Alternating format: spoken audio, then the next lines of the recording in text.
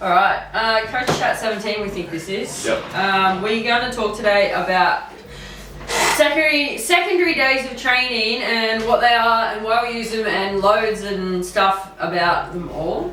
So let's kick it off with talking about what we consider to be a secondary day of training, man.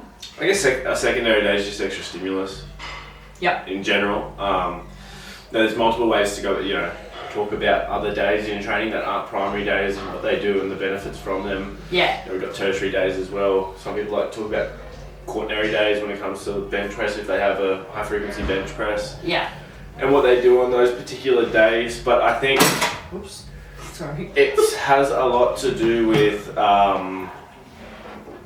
what the purpose of a day is, I guess, in a program or a microcycle. And I think it's really important to have that communication between yourself and your athlete, if you're a coach, and your athlete and your coach, if you don't understand what it is and why it's there. Yeah, or the why something's prescribed in a certain way. Yeah. And what the benefits are for that day in particular, based around your primary days. Yeah. So like powerlifting specific, we can talk about a secondary, tertiary, primary day. At the end of the day, we only really care if the primary day is showing up. So there's differences in blocks. We can push different days, but if we're talking about comp prep, so we're talking about getting on a platform, we care that primary day, that set is the one that's getting stronger.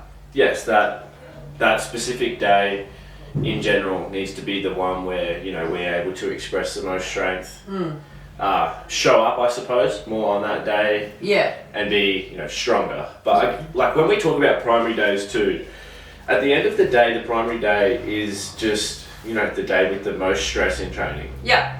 And that's like people just say like, that's the day I'm strongest. It's literally just the day that your body's adapted to because of the stress that's put on that on your system on that day throughout a training block, and your body's just got to create adaptations for that day if it's programmed specifically in that way. Definitely. And you're smart enough about what you're doing on the other days. Which we're going to get through soon and talk about how to be smart to getting into that primary day.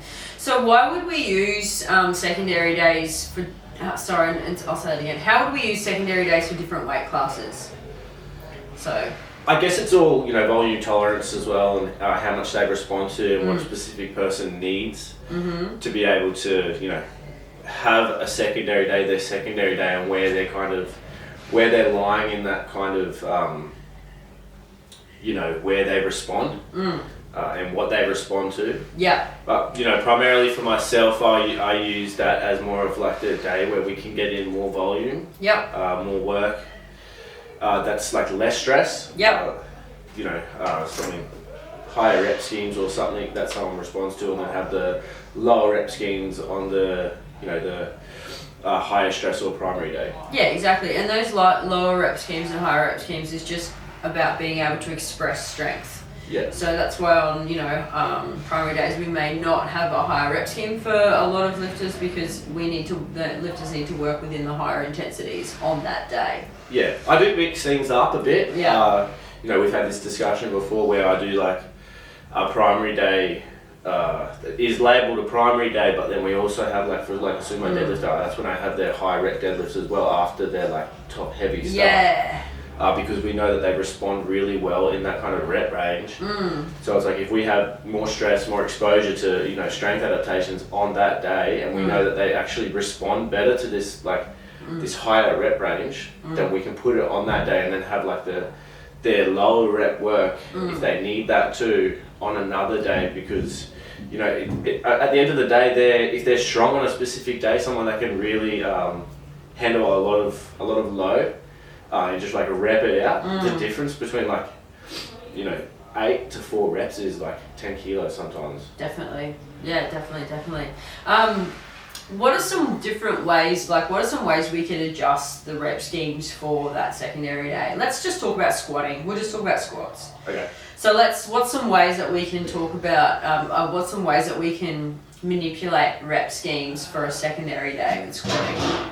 So manipulate the rep schemes as in Like So if we've got a small lifter, right? Yeah. We're probably more inclined to give them a higher rep scheme. Yeah, well, they're not moving as far. Leverages. They're going to be.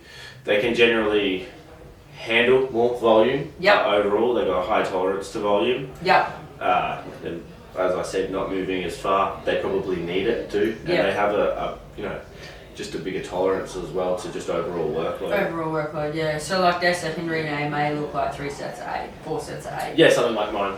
Yep. Is quite a bit. What are you, 4 sets of 7? 3 or 4 sets of 7. I only ever drop down to 6s. That's the lowest I'll go ever. Yeah. You can handle a lot of volume work at close to your max on that day. Yeah. In terms of percentage wise of what I can work with, I think I've worked it out before. I've done 85% for sets of 7 to 8 before, and it's had no effect on my primary day. No negative effect, only positive effects. Yeah. I think when we're talking about negative and positive effects, it's really important to talk. What we're talking about is fatigue. Yes. So we're talking about fatigue accumulated throughout a week. So it's very common for us to have a secondary day placed earlier in the week and a primary day placed later in the week. And I'm saying common because obviously there is some outliers. So if we accumulate too much fatigue through that secondary day at the start of the week and that bleeds into the primary day, then you can look at it and go, you're doing too much work. You're either doing too much volume in terms of rep ranges or you're doing too high intensity work. Yeah. So, I think I've said this to a few coaches that I talk to. I talk to a lot of different coaches through different things and programming things.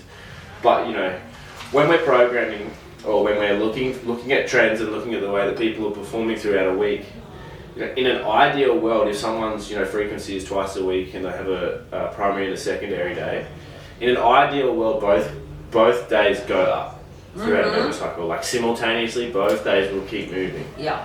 But there does become a point where we can't keep taking the same jumps, especially on that secondary day throughout a whole block. Yeah. Because it just becomes too much work. If we're doing more volume, I think someone, Beth, might have posted on this last week, look at how much overall you're doing through rep ranges and added load. If you're doing 8 reps and you're adding 2.5 kilos to the bar, you're essentially doing so much more throughout a whole set, which accumulates more throughout the whole session in that specific lift. Whereas if you're doing less reps, obviously less overall weight, less tonnage. But if you keep adding load on this secondary day, that's trying to, match what you're adding on the primary day, you're just going to end up doing too much, and then you'll have, that fatigue effect will start leading into your primary day. You won't be performing well on your primary day. Yep. That's why secondary days are so important, because they are definitely needed. Yep. You have to do them, but you have to do them. You have to be smarter in your approach. Yes, and they're very, very, very individualized. Very tedious.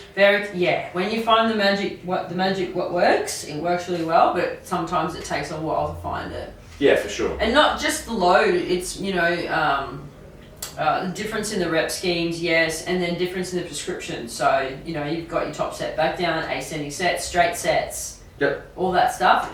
All that is super individualized to what the lifter will respond to. So that can obviously change. And you do a top set back down for your main day, don't you? Or do you do ascending? I've done both. Yeah. Which one works better? Do you like? Which one do you like better? I prefer ascending. Yeah. Which one works better? They both feel the same. Really? Okay, cool. What do you think? Because it's just stimulus overall for you. Overall stimulus, and I fucking hate warming up. You've seen me. You're a break. I'll warm up to move as much as I can, but I literally go 70, 120, 175, 225, and if 225 is my top set, I do nothing in between, and I only do 2 reps at 175, and then I'm going to do a set at 8 at 175. Do you hate warming up because you're so stiff, or do you hate warming up because you just hate them? I just don't like doing much. I want to kind of get into it. It's when you see me do my singles, I go 70, 120, 170, 220, 250, then I see where I'm going to end up. Don't try that at home, kids. It took me a while to be able to do it. But it's the reason I prefer ascending myself is because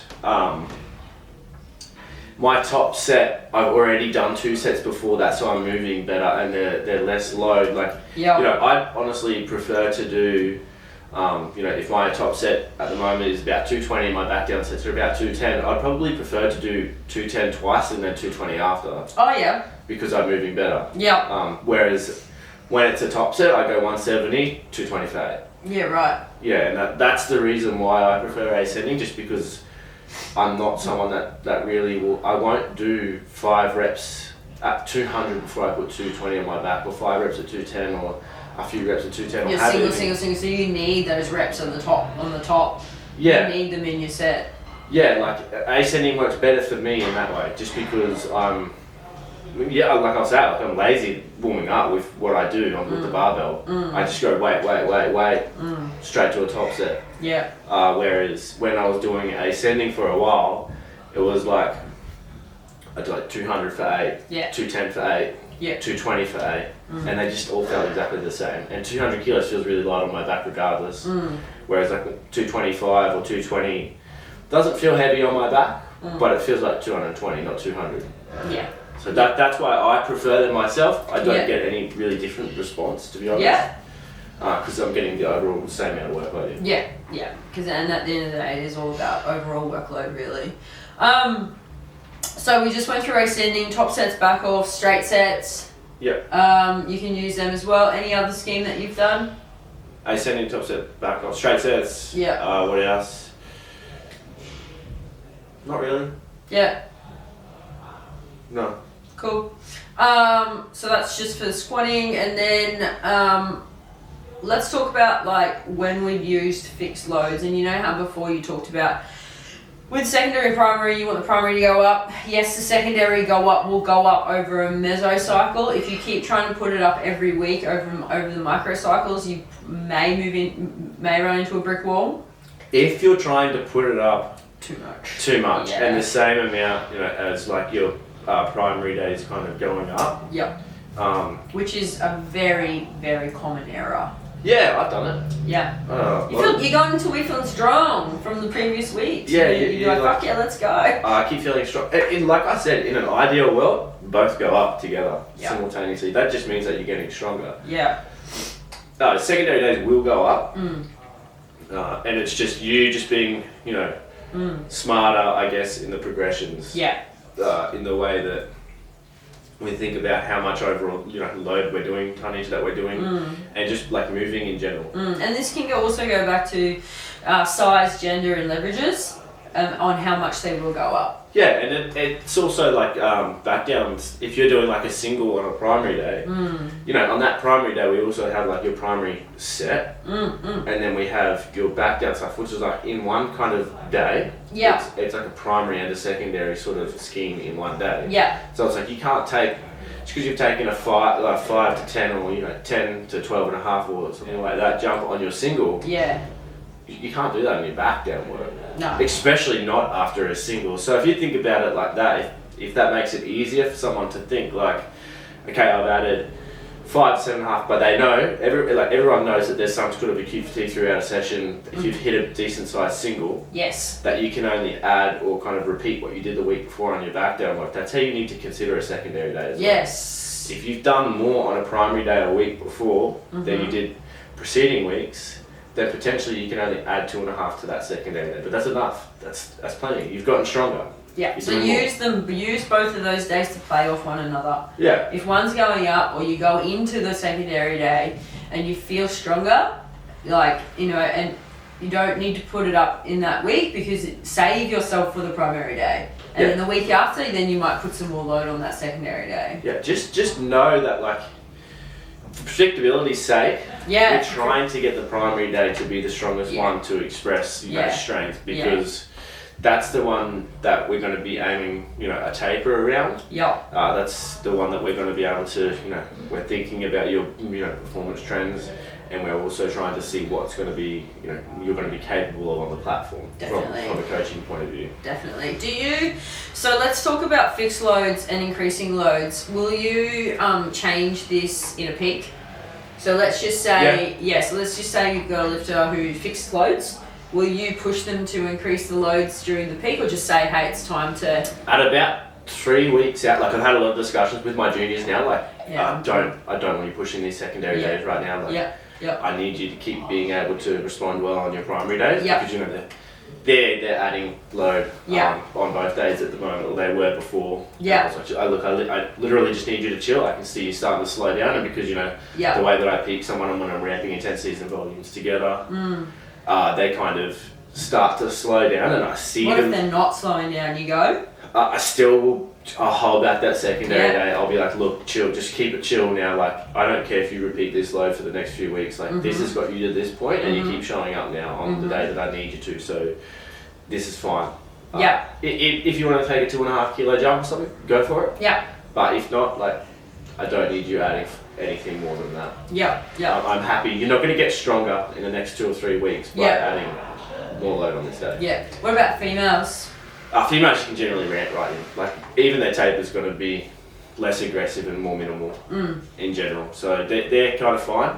I'm kind of just like, go for it. Yep. If you feel like it's working. Because even if their secondary day and primary days are far enough apart throughout the week, they're pretty recovered no matter what they hit on each day, really. Yep. Awesome. So let's talk about the differences in a load prescription and a load cap. Prescription's just like percentage based on someone's run RM, really. Yep. And you know, and that's the coach trying to figure out which percentage range someone really responds well in, because everyone's different. Yeah. You know, like I said earlier, I've hit 85% for, you know, sets of 7 or 8. I don't really know anyone else that hits around that for those kind of reps. Like, there's obviously people out there that would, but I don't have any discussions with people that can work that high for a squat. Yeah. Their squat stimulus, like, to be that high percentage based, especially at the loads that I'm lifting. Yeah. And just be able to keep going. Yeah. None of my guys are, that's for sure. No, most people are around like 70% for around that, 65 to 70%. Yeah. For those sort of kind of rep ranges. I'm just on the higher end, you know, it's like you've got your very technically efficient sumo deadlifters that can work at like 87% I've seen for like sets of 8 to 10 and just like be just coasting through it the whole time, but that's what they need. Yeah. If you give them less, it's just nowhere near enough. Yeah, definitely. We've talked about secondary race squat a bit then. Now let's talk about deadlifts. Talk about the differences in sumo and conventional, because there is a fair bit of difference. There's a huge difference. Like straight up the bar moves further. Yeah. You know, you generally, some people like the secondary day is just like an RDL or something. We discussed that on heaps of different podcasts. You know, it's not always just conventional deadlifting. And the other thing too is you do a lot fucking less when you deadlift, like overall, unless you're like I said, a technically efficient sumo deadlifter. Yeah.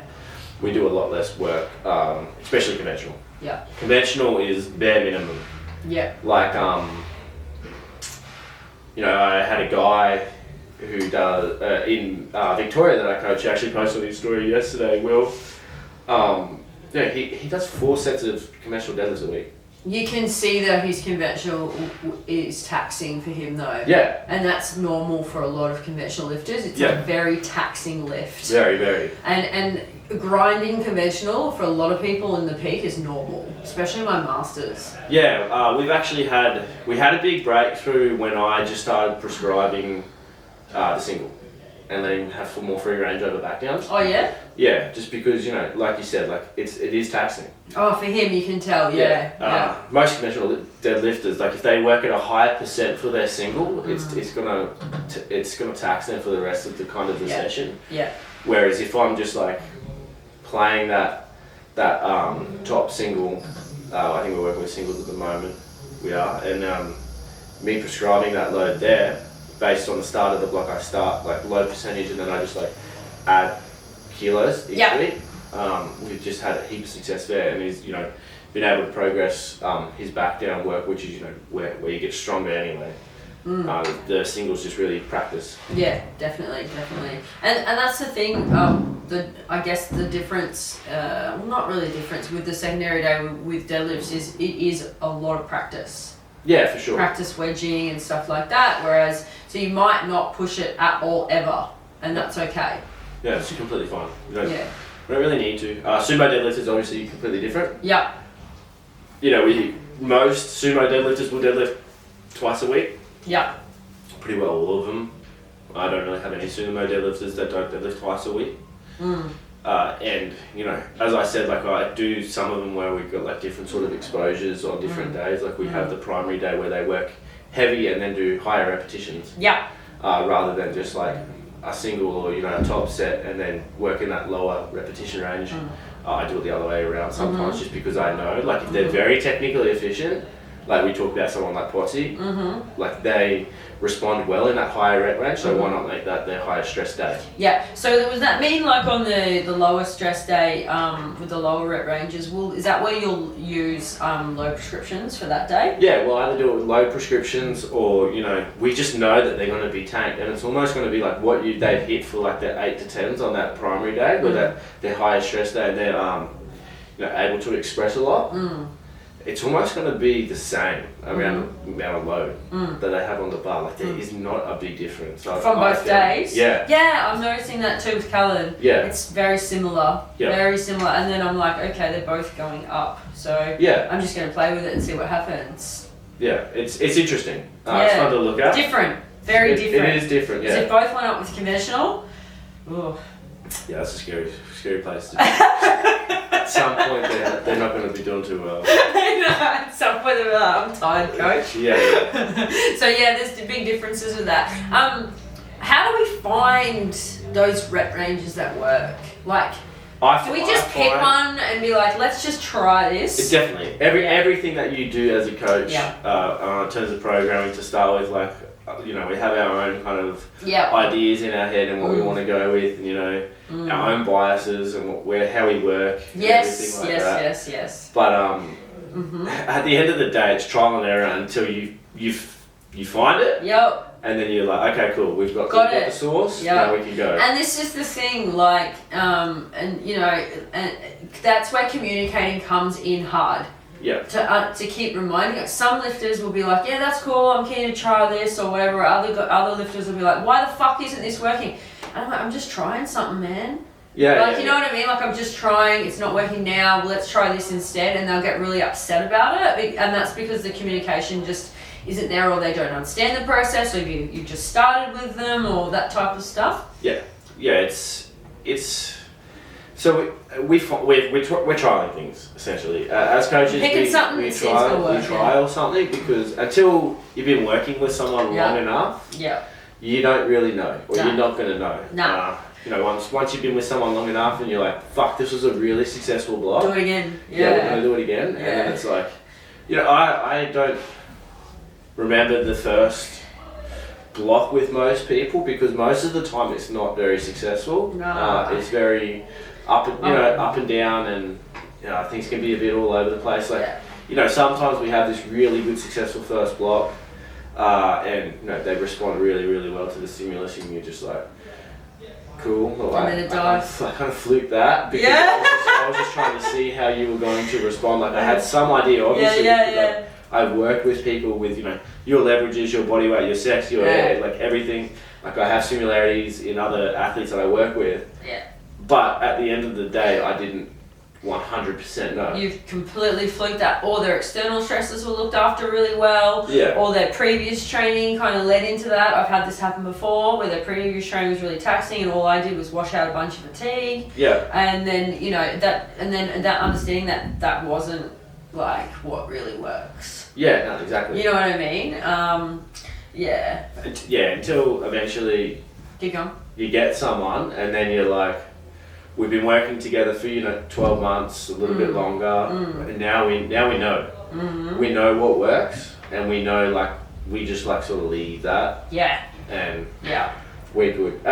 You know, and it's after about that amount of time that someone's been working with you, they've built up this trust. You have a pretty good relationship as well, and you can like be like, not change anything, and they're not going to be like, why isn't anything changing? Like, I have athletes that ask me, they haven't been working with me for that long. They're like, well, we're just running this back, and I'm just like, well, was it successful? Did you get stronger? Did you? Yeah, I think that comes in part of athlete autonomy and understanding what it is now. Like, if anyone wants to take powerlifting seriously and they are on social media, there is a lot of posting out there going, now, if something works, don't change it.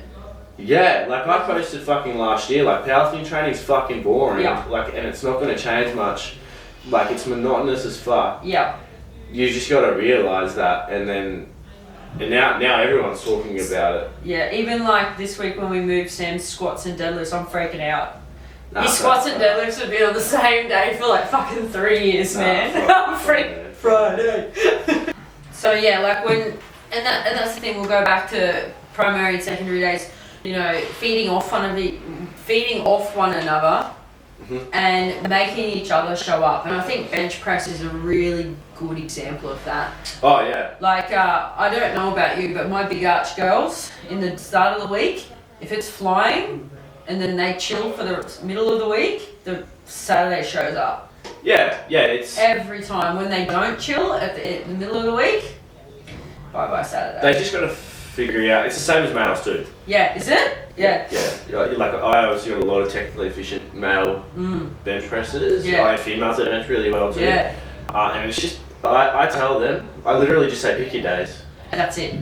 That's literally it. Like I wrote it out for one of mine last night, saying this is your block trend. This is how you got to 120. This is the numbers that you can hit every week to make sure that you can do that again. Like it's clockwork now. I've worked with her for 4 years. It's clockwork. It happens every single time. You know, and there's this though that especially the tertiary day on the Thursday for her, do not increase that load for a long while yet. Yeah, that's like me on a Friday. Just don't do it. Yeah. And that's the thing. And a lot of the times it's like people are like, but I'm just working towards the RPE. And this is where kind of RPE can go a little bit messy up on the secondary days, because you know, like. So it's like there's a reason that your RPE is staying static on a day throughout a whole sort of mesocycle and might increase like a tiny bit here and there.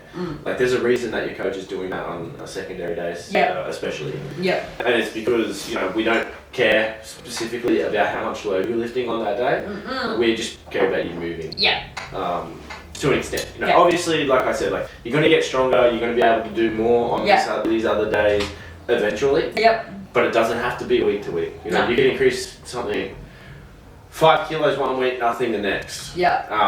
And then 5 kilos the third week, nothing the next. It's like, well, you know, you could have just done 2.5 each week. Yeah, exactly. Yeah, or something like that. Yeah, and the more I'm working with the advanced guys, the more I'm realizing that their programs are nothing from what traditional programming looks like.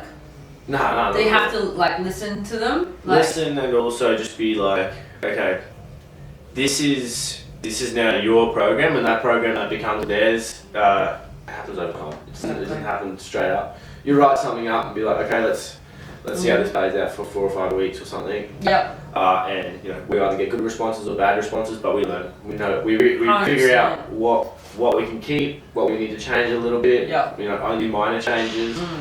But it's like it starts somewhere, and we slowly just like layer things in or out. Yeah, and it's hard when you're learning to, you know, get really good at programming and understand those things. For me, that's been a bit of a hard pill to swallow, that I'm not gonna get it right. No. Do you know what I mean? Like I'm gonna go, fuck, that didn't work. Yeah. And then not taking it on as a failure, being like, you know, okay, well, it's not a failure. Now I just understand that doesn't work.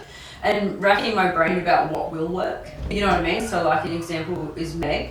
Yep. If she puts the secondary day up on her lifts, primary doesn't show up, but she needs something heavy on her back. No, we discussed this last week. So like, I'm like, okay, fuck it, I'm gonna add in 2 singles a week. Worked straight away. Whereas I couldn't do that I couldn't do that for male lifters. Yeah, I actually do it with a lot of females. Like I program ascending singles and ascending top work before we do their back down stuff. Yeah.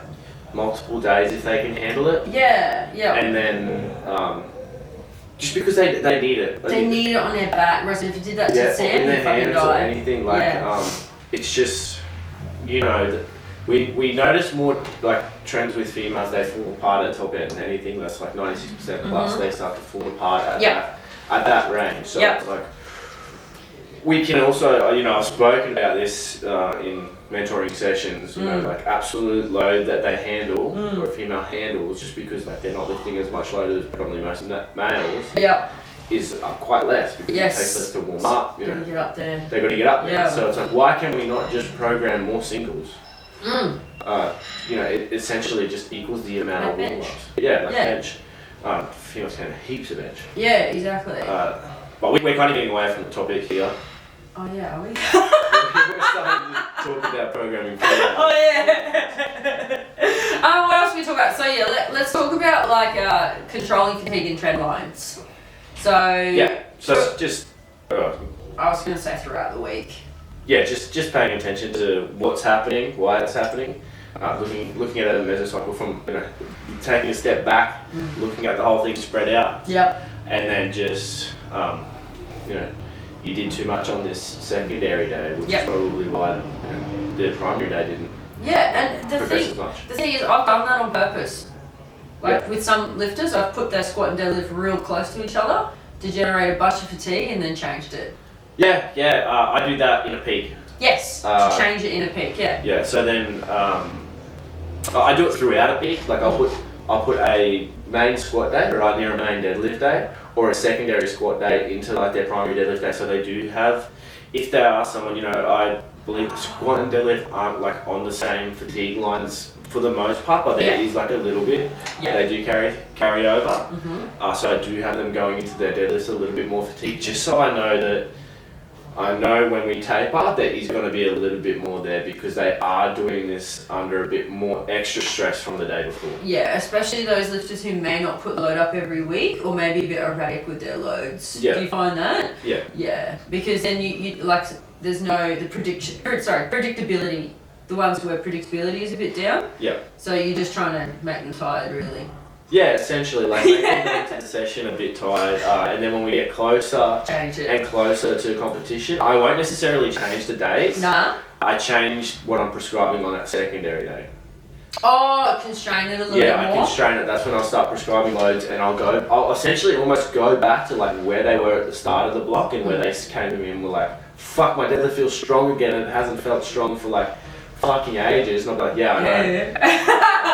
This was my plan, and then I explained it. I go, "Look, like the next, X amount of weeks leading into your comp, this is the load that you're hitting, and I just want you to kind of leave it here so you can deadlift heavy and build that confidence, because confidence is such a huge factor leading into a competition as well." 100%. Okay, so just to finish off, what are some common errors that both coaches and lifters make with their secondary days?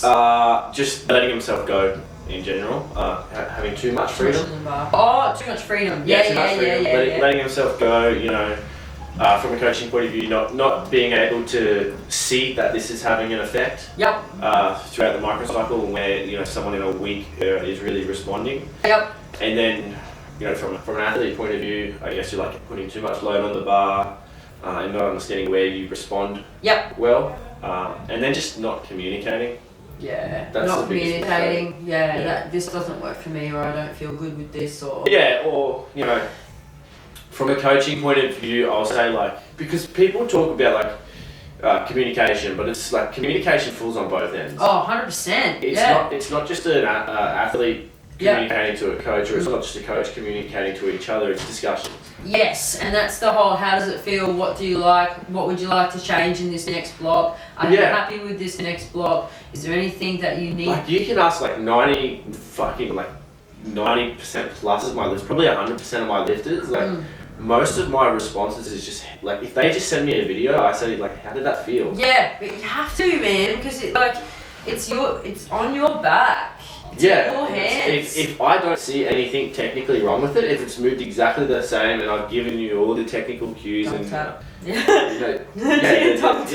technical feedback that I can throughout the months that we've been working together, I've got nothing really more to say in terms of technical feedback, because it does get to a point where it's I don't want to keep fucking adding noise and have you think I'm literally just going to start double tapping if you don't tell me how it feels. Yeah. Then I'm going to just ask how it feels, because like I said, we if you're providing technical feedback every single session as a coach, you haven't done your job well in the beginning. No, and don't expect it either. It's very taxing on both ends. Yeah, 100%. Very taxing on both. So much noise. Noise on both ends. Has a coach overthinking? Yep. Why do they move like this when it's really just everyone just moves differently? Yep. And then it has the athlete overthinking, because they're trying, they're trying all these cues when it's You know, I Just I do like it. 1 or 2 use at a time, and then I just let someone fucking go. Yeah, and I think that's like, and that comes into autonomy on both ends. Yeah. Because it's really easy as a coach to get sucked into doing that, but then the athlete needs to understand what they're doing, and then it takes time to implement the changes that the coach has given them. Yeah, So 100%. like I had one guy last night saying, oh, I'll try that and send you videos tomorrow. I said, don't, because I want you to go away and work on it and then send it back to me when you think you've improved. Yeah. And that's fair enough to say, right? Like, you know. Yeah, for sure. And then like there's the other thing too of like, you know, if we're paying attention to someone and we're looking at their lifting, obviously we're looking at their lifting all the time. I have a video, like I'm getting hundreds of videos a day that I'm going to look at. If I notice like the smallest thing, like, you know, someone's like far too on one end of the spectrum of hingy and squatty and they're squat, like the secondary day I turn into just a variation. Yeah, pauses, tempos. Pauses, tempos, SSB, something just, if they're too hingy, I'll make it a bit more squatty. So we can meet that middle ground. Yeah, I think one of the biggest things for secondary days too, if your lifter can't handle frequency, you can give them 2 different variations of a squat in the same day. Yeah, and for some athletes, it's very different too. Like the way that the movement patterns are. Like an SSB for me, so fucking different to a comp squat. Yeah. And it's good. So that once you find that works, and also too like, so for one of my boys, I'll do pause squats into SSBs. The pause squat stays fixed load. Pause squat stays fixed load. SSB can go up because the SSB is going to go up slower. Yeah. And people, I don't know about you, but he's very much, I'm not going to add load today after I did those pause squats because the pause squats have made me tired, so I don't need to add as much load. Yeah, I did my SSB beltless and everything, so I just put it on my back and just move as squatty as I can kind of go. You get there. You're actually really improving. Yeah, I know. With your squatting. Yeah, squatty. And so like talking to you, you're someone who can handle frequency, but you need those variations. So you can't put 4 days of squats in. That would just fucking kill you. Unless you're training 8 days a week, and there's not 8 days a week. I wish there was. Yeah. So you know you can, if you're like, oh, but we want that specificity, but I also need them to be really squatty, but they don't get much from machines like my guy. Then I'm just putting 2 different variations on one day. Yeah, so that's another thing that you can do and I think that's the great thing about secondary days is you can get really creative with what you do with them.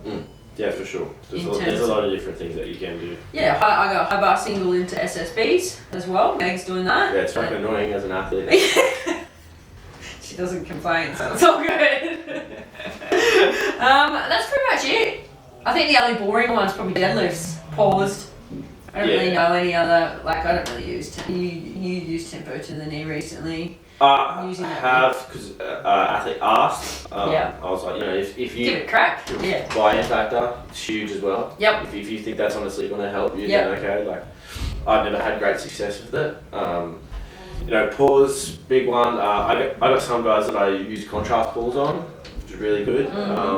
Sometimes, I think I only got one guy working with it at the moment.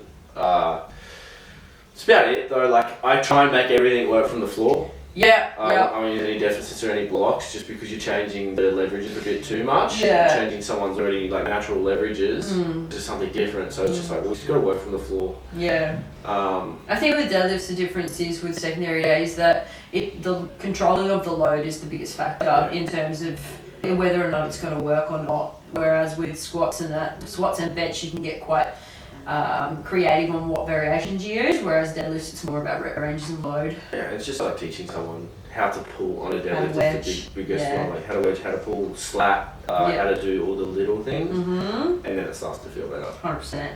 Okay, cool. I think that's all we'll go over today. I hope that helps people for understanding what secondary days are and how we can get creative and use them. If you have any questions on secondary days, shoot us a message. Thank you. Thanks.